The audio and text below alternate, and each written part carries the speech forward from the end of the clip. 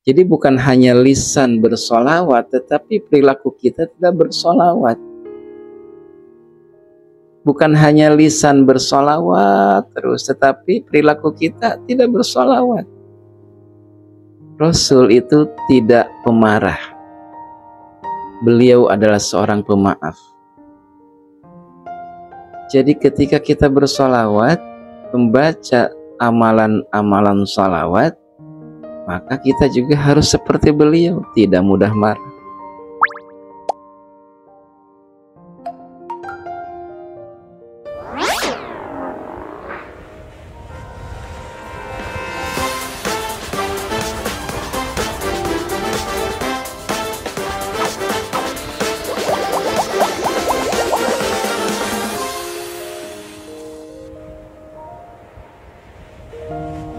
Assalamualaikum warahmatullahi wabarakatuh. Alhamdulillah, wassalatu wassalamu ala rasulillah wa ala alihi wa ashabihi wa manittaba'a hudah, amma ba'du. Apa kabar sahabat-sahabat yang sirat semuanya? Semoga sehat selalu, berlimpah rezeki, dan Allah mudahkan setiap urusan dunia dan urusan akhirat. Amin ya rabbal alamin. Sahabat-sahabat yang sirat semuanya, pada video kali ini saya hanya ingin menyampaikan bahwa tetaplah beristiqomah bersolawat kepada baginda Nabi Muhammad SAW. Jangan lelah untuk bersolawat, jangan merasa terbebani ketika membaca solawat, dan jangan pernah mengeluh ketika kita bersolawat pada Nabi Muhammad SAW. Karena sejatinya ketika kita bersolawat kepada beliau, itu adalah bentuk kecintaan kita kepada Nabi Muhammad SAW.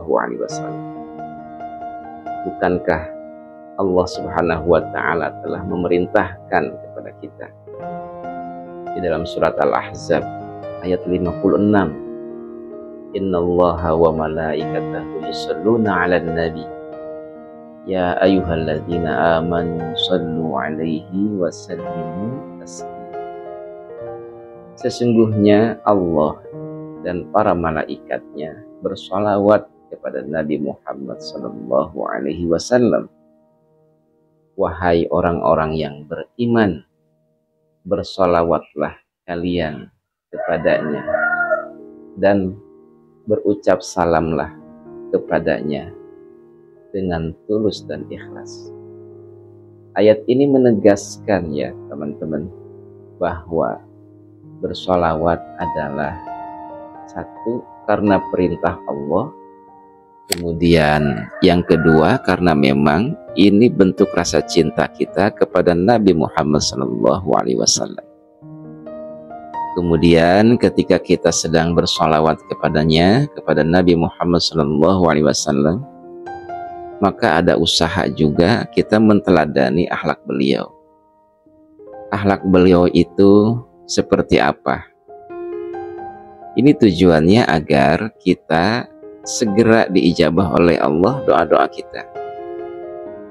Akhlak beliau itu harus ditiru dan digugu, harus diamalkan.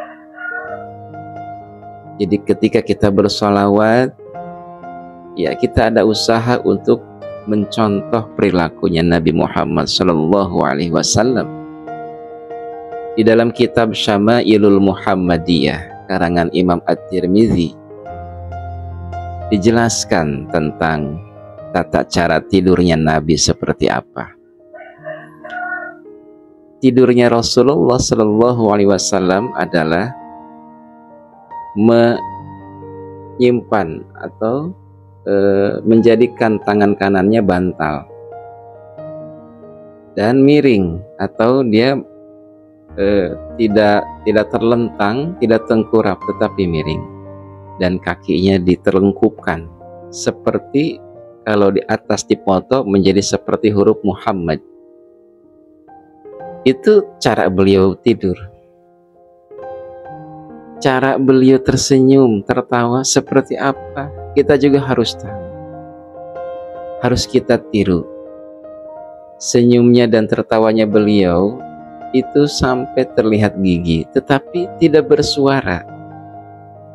Beliau tidak terbahak-bahak ketika tertawa, hanya terlihat giginya saja.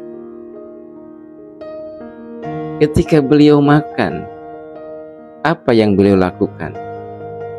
Hanya dengan 3 jari. Sebelumnya membaca bismillah, seperti sabdanya, Qul samillah, bacalah bismillah, Kul mimma yalik, ya, makanlah yang dekat-dekat saja.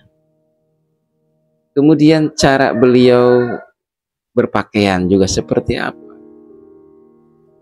Hanya saja tentang pakaian yang penting menutup aurat, ya. Tidak harus sama seperti baginda Nabi Muhammad SAW.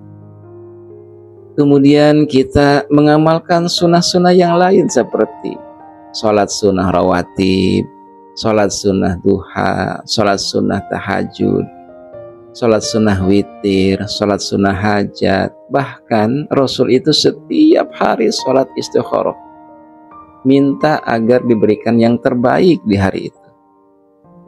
Nah, kenapa kita tidak begitu untuk menjemput impian dan doa-doa kita?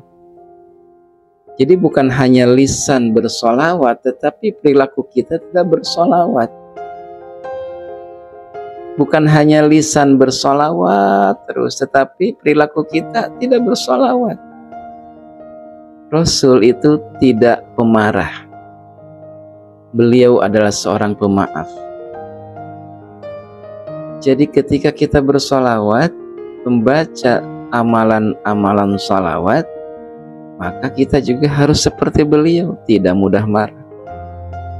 Bayangkan, kita zikir, pegang ya, sallallahu ala Muhammad, sallallahu ala Muhammad, tiba-tiba kita marahin orang. Kamu kenapa sih? Nah, ini kan tidak sesuai dengan zikir yang dibaca. Apa kata Allah? Kamu ini minta dunia, tetapi akhlak baginda Nabi tidak kau lakukan. Rasul itu murah senyum, sampai-sampai beliau bersabda, tabassumuka fi wajhi akhika sadaqah. Senyummu di hadapan wajah saudaramu adalah sedekah. Rasul itu tidak pernah membenci orang. Bahkan suatu ketika beliau sedang sholat ditaburi, Masya Allah, kotoran unta. Yang nangis Fatimah, putrinya. Tapi baginda Nabi hanya tersenyum, biarkan, wahai Fatimah. Tidak dibalas dengan balasan yang sama. Nah, kalau kita, wah pasti marah besar. Diludahin setiap hari ketika mau ke masjid. Kita ada nggak yang meludahi? Nggak ada. Oleh karenanya teman-teman, ketika kita bersolawat, perilaku Rasul pun kita tiru. Ya, murah senyum, tidak mudah marah, penyayang. Kemudian kehidupan sehari-harinya beliau itu sering sedekah.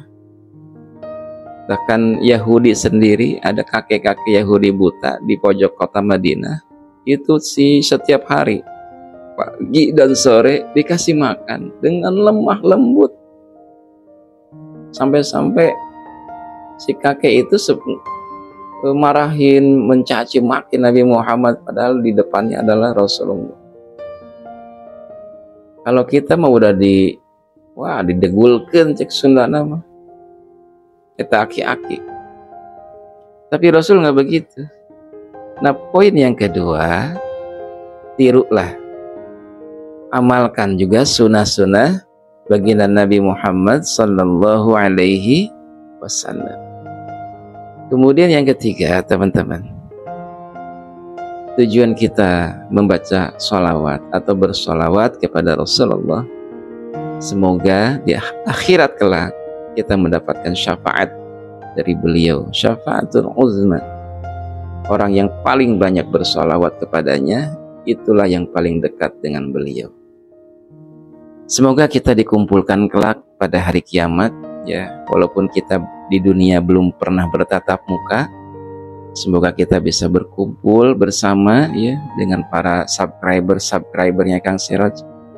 Ya, semoga kita semua diberi syafaat oleh Rasulullah dan diberi keistiqomahan bersolawat, dan juga bukan hanya lisan membaca solawat, perilaku kita juga bersolawat. Sekian, semoga bermanfaat. Wassalamualaikum warahmatullahi wabarakatuh.